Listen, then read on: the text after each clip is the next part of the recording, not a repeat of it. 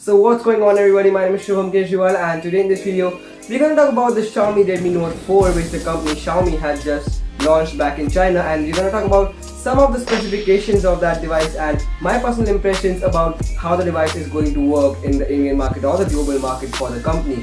So yes, without any further ado, let's get straight into the video and talk about that device which looks exactly like its predecessor. Yes, I'm not kidding. Let's get into it.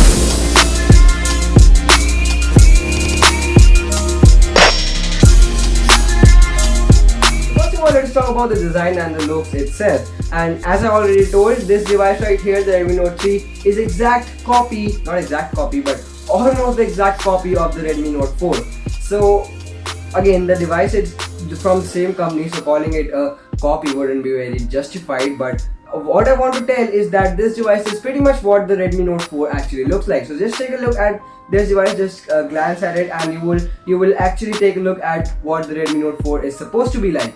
So yeah, the only changes on that device is that this speaker grill that you see over here is now on the bottom side for that device, and that these edges are chamfered now. You can see on the display pretty clearly that the edges are chamfered, and except for that, you see the camera placement and the fingerprint scanner placement are basically the same. On the front you have the proximity sensor to this side, and except for that, everything is pretty much the same. That is kind of a disappointment for me, I would say, but we cannot do anything about it, can we? But yeah, that's basically for the the outer more covering of the device. Wow, I have read so much of sciences. But coming back to the point, the device actually looks pretty much like the previous generation, and that is kind of a disappointment, I would say. Talking about some internal specifications of this device, firstly about the battery, we have a 4100 mAh battery inside of this device, which is kind of a mammoth, and in the previous generations we had the same battery design, the best battery capacity. How come it be a design? What is wrong with you? So talking about that, we have a Helio X20 processor inside of this device, which is kind of an interesting processor. It is first deca-core processor, if I'm not wrong. It is first, right? Yes, it is the first processor to have deca cores inside of it, and deca means 10 for all of you commerce students out there.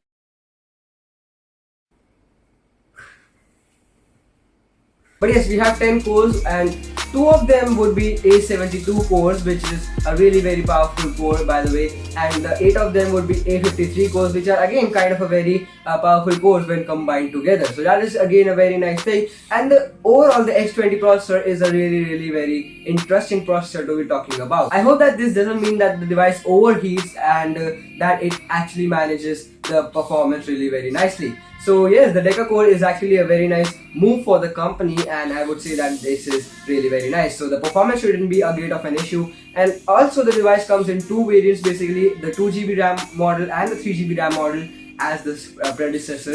But what's new is with the 3GB RAM model. So previously on the 3GB RAM model we only had 32GB internal storage, but with this model you get 64GB of internal storage.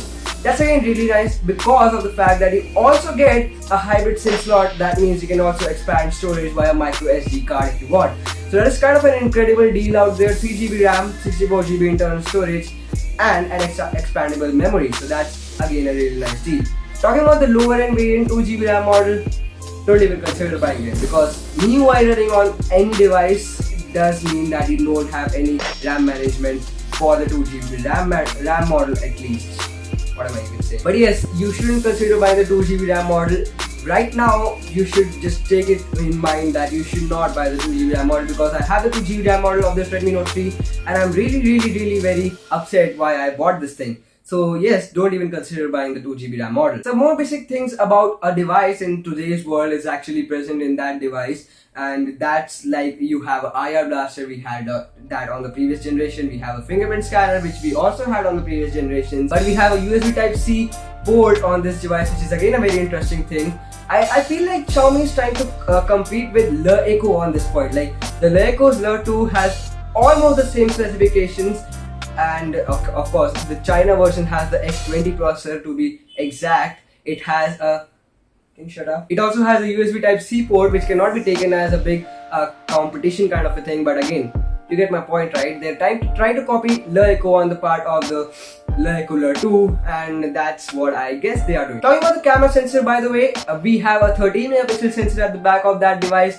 and a 5 megapixel front facing camera sensor, and according to me that is not going to be as good as I expect it to be, or anyone else should expect a 13 megapixel camera to be, because this device right here, the Redmi Note 3, has pathetic camera, I should say.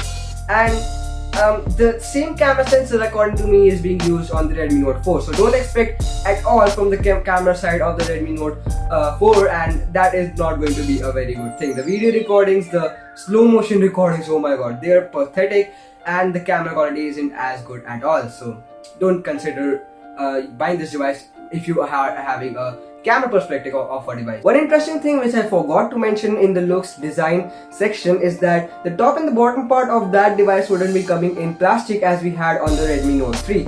They would be covered in metal all over the body, and again this is a point again where they are trying to copy the Le Equaler 2 according to me. So that device, the Le Equaler 2, which I have been talking about since a very long time now in this video, is again having the same kind of a design factor, like metal all over the back and antenna bands running on top and the bottom, and that is the design factor what Xiaomi is trying to cheat from according to my perspective. So yeah, that's basically it for what I have to talk about that device. Talking about the pricing of this device, it is priced in, of course it comes in two variants, so we have two different price segments. Like the first variant, the 2GB RAM model, which you should not buy at all, is priced at 899 yuan according to me, if I'm not wrong, which stands out to be somewhere around 9,000 rupees. A pretty aggressive pricing, I should say, according to a 2GB RAM model too, but you should not buy it, okay? And the other model, which is the 3GB RAM model, is coming at a price tag of 1199 yuan. Yeah, it is almost around 1199 yuan, and it stands around at 12,000 Indian rupees, but I can pretty much bet that they are not coming at the exact same pricing. I guess that the 2GB RAM model would be again launched at 10,000 rupees, and the higher variant could be expected to have a price tag of around 13 or 13,500 rupees. And yeah, that's basically it for what I had to say about this device. That's it for now. Thanks for watching, and I hope that you guys enjoyed watching it. Do hit that thumbs up button, subscribe to the channel if you haven't already. Why haven't you subscribed to the channel, by the way? Go and subscribe right now, okay? That's it. Thanks for watching, and I'll catch up with you in the next video.